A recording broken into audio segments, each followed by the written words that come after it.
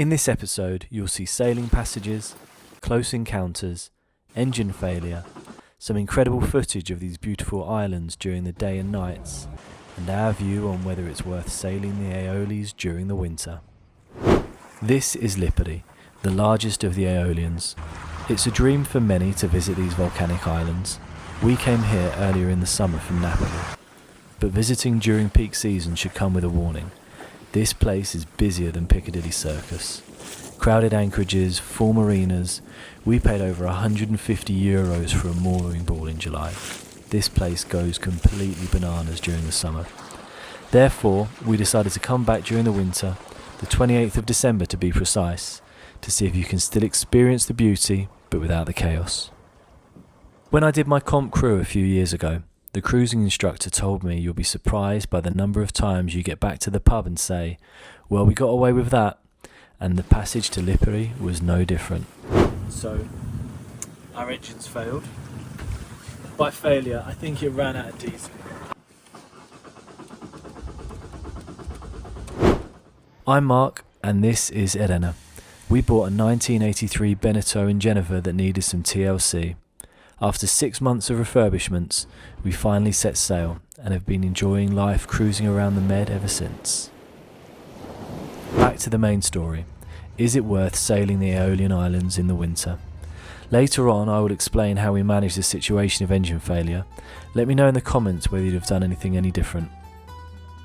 The day started with the normal routine: an engine wobble check, preparing the logbook, and getting my caffeine fix.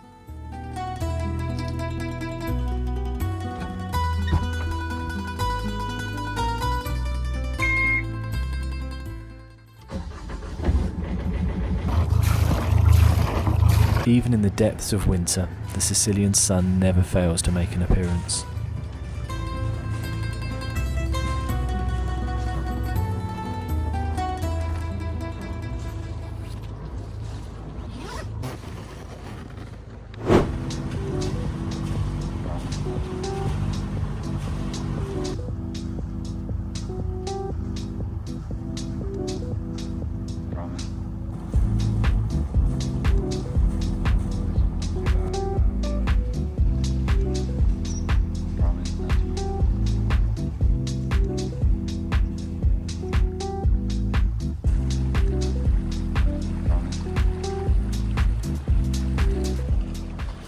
Once outside the breakwater, we set our course for Lipari. It was a straight run line all the way up.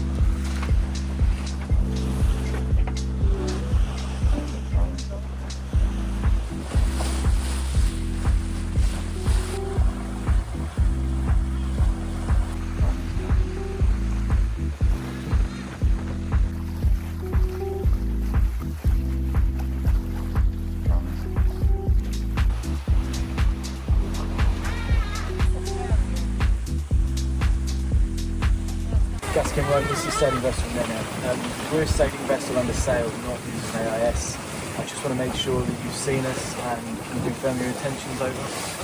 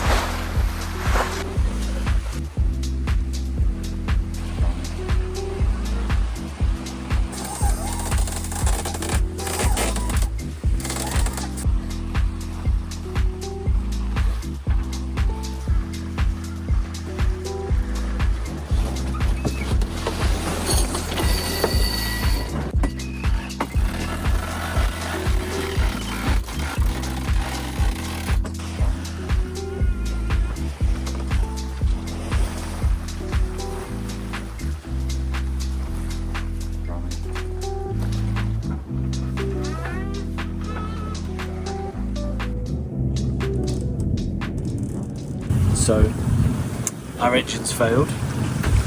By failure, I think it ran out of diesel. I calculated that we'd had enough, but evidently not. And despite sticking 60 litres of diesel in, she still won't turn over. Fortunately, we're only 1 mile away from the port of Lipari that we're going to, and I phoned through to them, and they've agreed to give us a tow when we get close. So our plan is to sail into the marina. We've got enough wind, touch wood, at the minute to get us there. What we're going to do is run a full sail at the minute, and as we get close, we're going to drop the main, and we're going to go in under our foresail only, so that we've got more control over filling and spilling it, and hopefully that'll give us what we need to get there. Anyway, we'll let you know how it goes.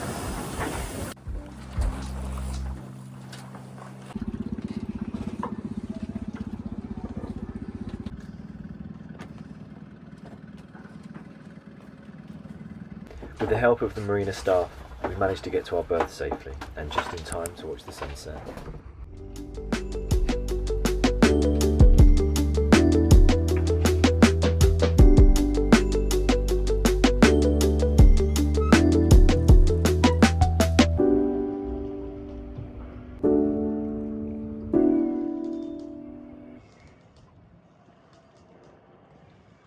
And welcome to Lipari.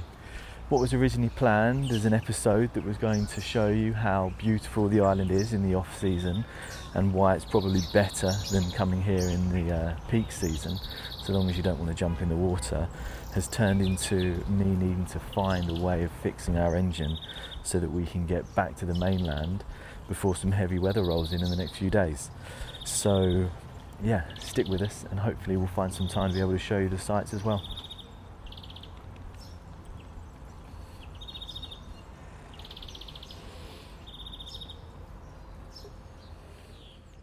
So it turns out yesterday, what we thought was a problem with the fuel supply turned out to be true.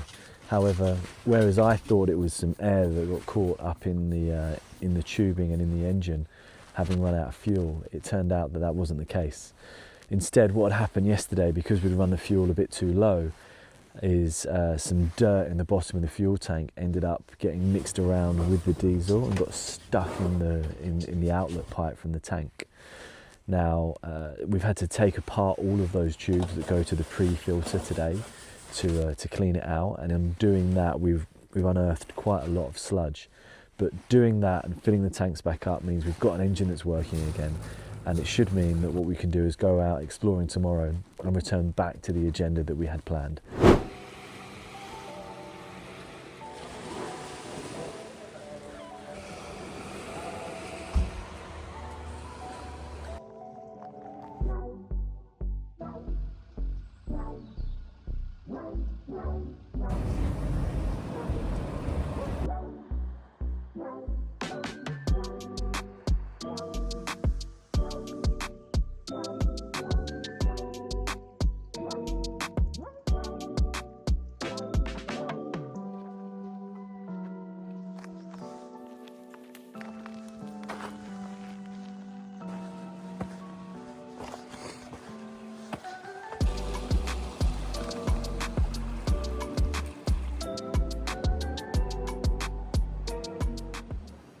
This is us at the start of the walk, back up to the top. Let's see how it will be.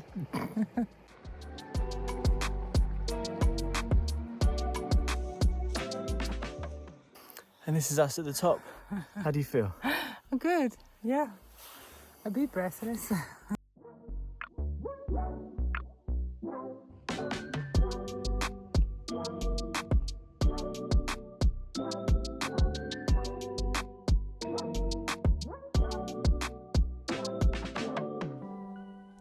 So the engine got fixed around midday today, meaning that we didn't feel like there was enough time to go sailing to any of the other islands. We wanted to go to Lipari, but it's about 20 miles away. Same with Stromboli, and so it's just a bit too much to go there and back in an afternoon with the sunlight that we've got. So instead, we've come exploring around the island of Lipari. We've taken a car, we've driven up to the top of the observatory, and what you'll see behind me here is the island of Vulcano. or Vulcano as they call it, the island's constantly smoking. So it's not erupting, but it's constantly letting out gases, and you'll see smoke coming out of it. And earlier in the summer, we actually anchored in the bay down there, and what you'll see is there's a geyser in the middle of the sea, right by the shore, that's blowing out all of these hot gases. And if you swim underwater, it's actually like swimming through a bottle of 7-Up that's been shaken up. There's just bubbles, the seabed's completely alive. It's quite a spectacle to see.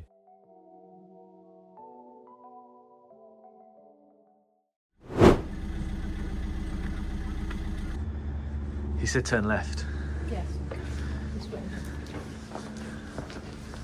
Questo è il municipio. This is the building of the municipio.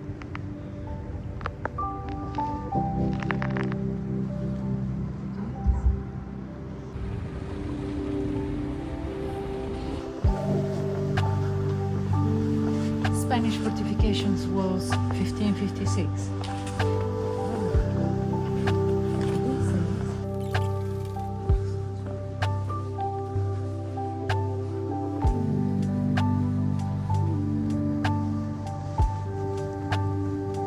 So these are 11th, 10th century before Christ. Wow.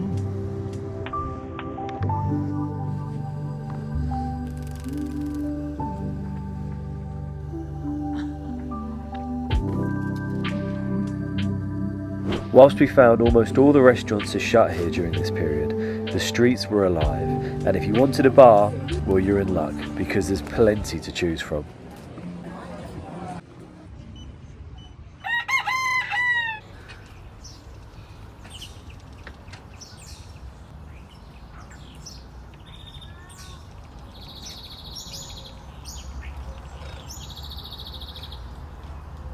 Good morning again from Lipari.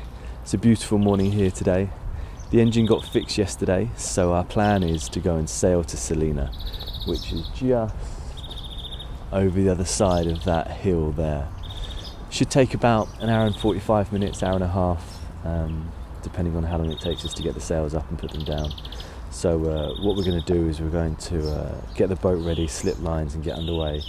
But before we do, I'm thinking about putting a reef in. Now the forecast is only for force 3, force 4 today, but my experience of these islands tells me that the wind always blows a little bit higher than forecast. And I was always taught that if anyone ever asks the question, do we need a reef? That's the time to put a reef in. And without question, I'd rather put one in here than out there. So I'm going to stick the first reef in now, get the boat ready, we'll slip lines and we'll get underway for Salina. And hopefully we'll have some extra footage to be able to share with you about the island over there. See you soon.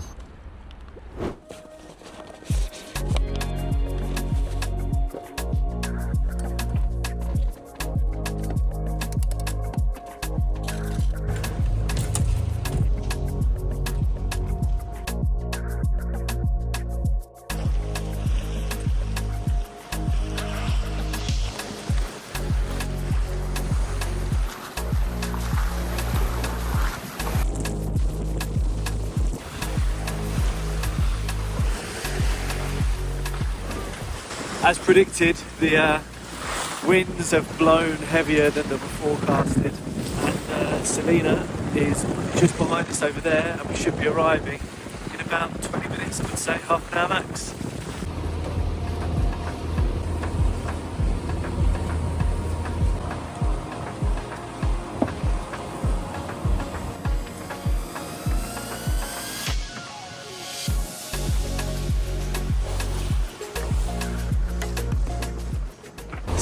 Salina, this is sailing yacht Nene, over. Avanti Chicana Salina. The right side you have the moorman to give you assistance. Salina, this is Nene, can you say again, over? No, they can't say again.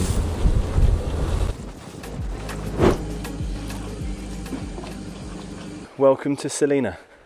When we arrived, we had a crosswind coming into the marina, gusting at 20 knots, which was not very nice to say the least, given that you have to do the med mooring over here. And so it was a bit of a faff getting everything sorted, but we've done it many times now, so we've got a process locked down.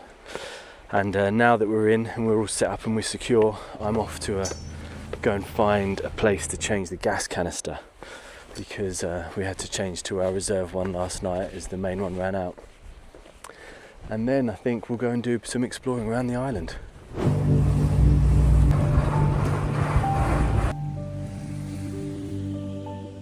So back to the whole point of this video. Is sailing the Aeolian Islands in the winter really worth it? We'd say it's almost better than the summer. There are a lot of services for tourists that are shut, like almost all the restaurants. We came to Lipari and Salina to do this because they're the biggest islands, with the hope that there would be some life. Lipari, for example, has a population of about 13,000 in the winter. If you were to visit some of the other islands, they would be even quieter. For this reason, it's essential to plan ahead, because many of the mooring balls on some of the islands are taken away during the winter until June. That said, the islands feel peaceful. You get a sense that they feel like they would have done before all the over-tourism. There's an unspoilt beauty, a calmness, a sense of tranquility. You can imagine what life was like here 2,000 years ago. From June onwards, around the Aeolian Islands, especially at the weekends, you're unable to escape the thuds of local discos that go on until the early hours. Even the most remote anchorages become burdened with this noise pollution, because you can be sure that if there's no bar, there'll be a charter boat blaring out the beats. Then the weather. In the sun, it's actually quite pleasant. Yes, at night or in the shade, the temperature drops rapidly, and you can't jump in the water. Well, you can. The water's about 18 degrees, and the locals are swimming, but it's not like in the summer when the water's in the high 20s. The real issue with the weather, though, is the changing winds. You need to really be on the lookout every 6 hours to monitor for updates. This archipelago is named after the Greek god of wind for a reason. Out of nowhere, the wind can pick up, and it's almost always blowing harder than forecast. The anchorages aren't overcrowded, though. Due to the fast drop in depths off the side of these volcanoes that have literally just popped out of the sea, the anchorages aren't big at all, and therefore it doesn't take a lot of boats for them to be full. In the summer, we found this to be a real issue. So is it worth it? Yes, we think it is. We're not saying it's better than the summer, but if you're looking for some winter sailing with sun and the most picturesque scenery that are almost magical, then the Aeolians should be high on the list.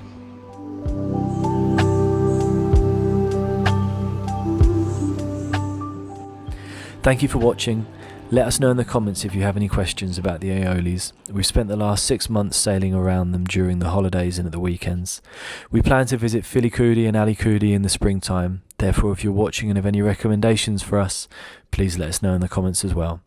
Until next time, fair winds and buon vento.